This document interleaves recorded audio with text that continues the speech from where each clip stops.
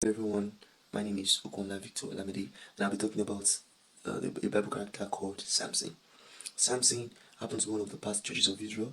In fact, he judged Israel for 20 years.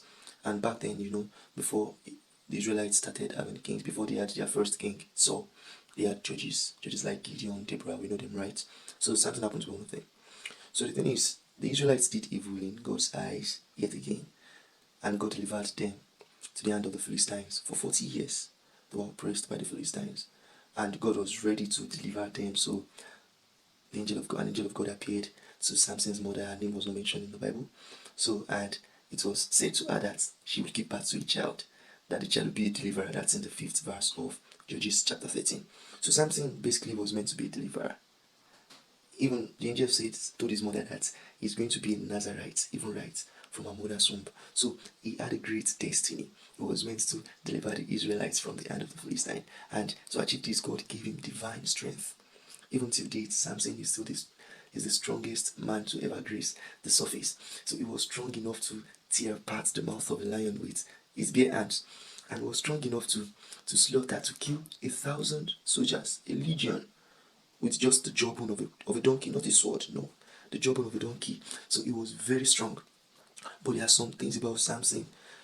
There's something about his character. Although he's physically strong, but morally, Samson was very weak. He did so many things that as a child of God you shouldn't do. Number one, he abused God's power. He abused God's gift. He used his power so many times for his own selfish interest. Like when he went to kill 30 men just to get their clothes and their linen and give it to the people that answered. He got the answer to his riddle at his wedding feast. Number two, he was blindly in love with the wrong person, and as believers you shouldn't do that. You shouldn't be blindly in love with the wrong person. Like, it's true that love is blind, but at times you have to open your eyes, because if you don't, you might be leading yourself into a trap. Samson was blindly in love with Delilah, and even though it was obvious that she was leading him into a trap, she asked for the source of his strength and how he could be subdued. He lied to her 3 times, 3 good times.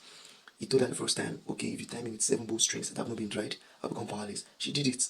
You didn't see then that, oh, this person actually meant me some.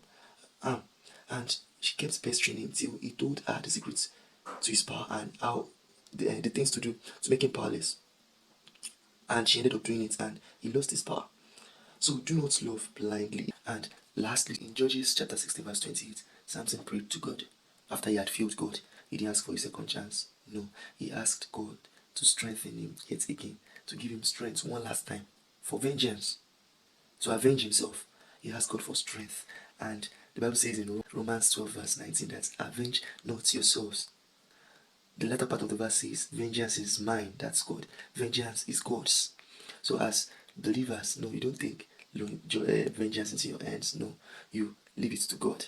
Also, if you are going into a relationship, put God first. The Bible asks us not to be unequally yoked with unbelievers. There's no relationship between light and darkness. There's no relationship between righteousness and unrighteousness. Samson got himself unequally yoked with Delilah, and that actually led to his downfall. And lastly, vengeance is God's. Thanks for watching. God bless you.